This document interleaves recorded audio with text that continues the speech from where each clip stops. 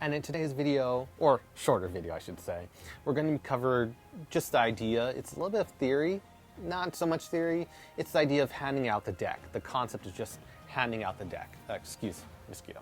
But handing out the deck and the possibilities of it, and trade-offs and advantages and stuff to that nature.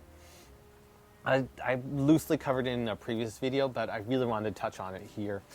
And it's just a concept that's really based in Magic Castle.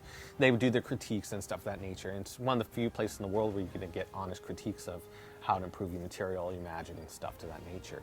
And one thing that came up readily, or was very common, was the idea of making magic more powerful. And they said if it's in the spectator's hands rather than your hands, the magic becomes more powerful because the spectator's involved. And I think it's really broken down into two ideas. One, the fact that the spectator is more involved in the magical effect, and then the other being that the spectator gets to actually shuffle and actually mix, that giving them the true conviction of fairness, or to whatever their context is. And I think those are both important to be able to talk about. So first, you know, you're like, but why should I have a stack, I need this and all this stuff. This is for certain contexts where you can do that. And as an example, I think I've done this in another one, but you know, just it can be from readily as simple as they made this rudimentary example. Say, hold out your hand, the spectator does, and we see the Jack of Hearts being placed into their hand, give it a little wave, snap, and the card changes to their hand. And that's cool. They get to feel part of it. And then the idea of covering your tracks so you don't have to worry about it, even if it's just revolving the deck so it does, so all the points have changed so they can't go back to it necessarily. So that's one way of handling it. And which we'll cover all the double lifts. I believe I covered the lifts in a previous section, but just different ideas. But going back to making more impactful, so that was where it was based in, and I'm trying to apply this context to many different things. Because if a spectator gets to shuffle the cards before the effect even begins, that kind of removes the idea of it being rigged. And now sometimes I get the equation. This makes it very fun or humorous, at least for me.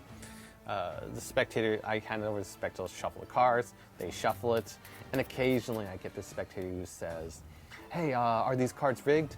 And then I could simply laughingly respond to them with logic. And I say to them, if the cards were rigged, why would I hand it over to you to be shuffled? And it goes, light bulb moment. Oop, it's every time. Oop, oh, you're right, yeah, that's true. Oh, yeah. And then no one thinks it's rigged anymore, or stuff to that nature. Or in certain cases where it just seems like it's nothing's above board, you can alleviate that by having the cards just hand out, be shuffled. You know what? Just hand them out, just shuffle them, whatever. But you need to create the right context for it as well.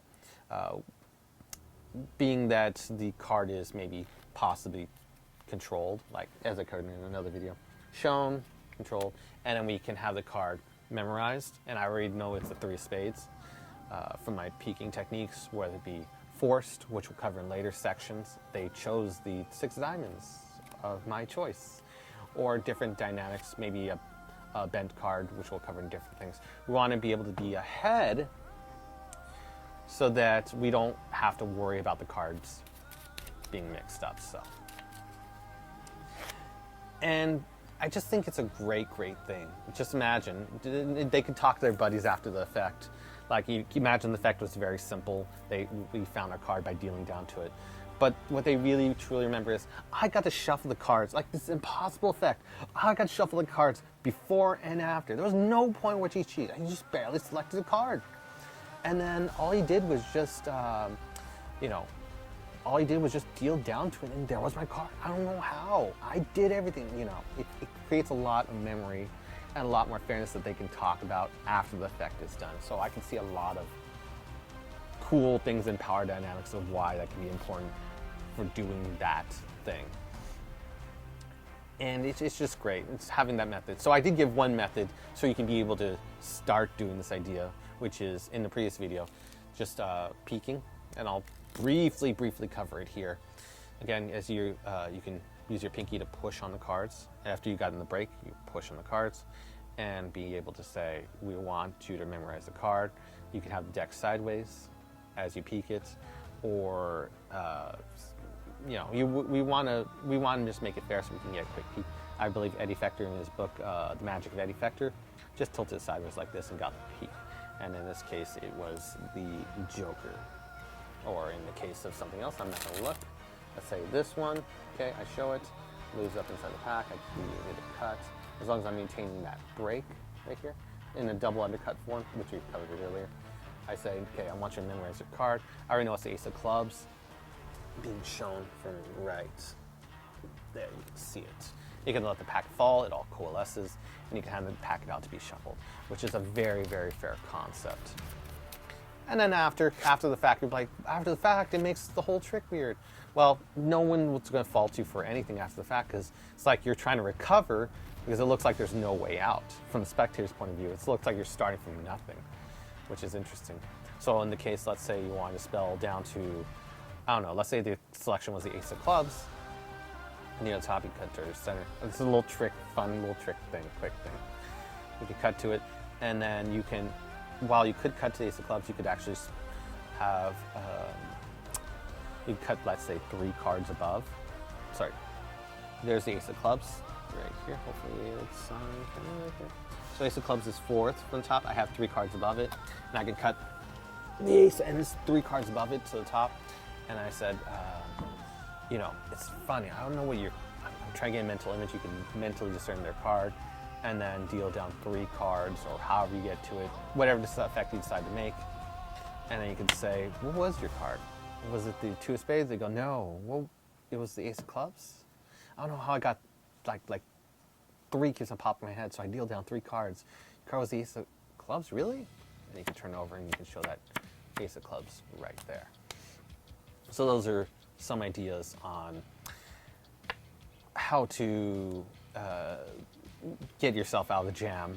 Or there's so many bits of business. In the book of The Magic of Eddie Fector, which I referenced earlier, not sponsored, he covers a lot of ways to go out of it, but it's just a different dynamic. I know it's different, but it's great. This is great knowledge to do if you're ever in a jam. You can get out of it. I know I'll cover in a future section, outing, how you can make different cards appear wherever you need to, especially, hold on, cards appearing in the back of your pocket and stuff to that nature.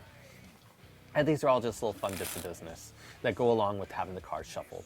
And it's a great opener, just having freedom and all of your stuff.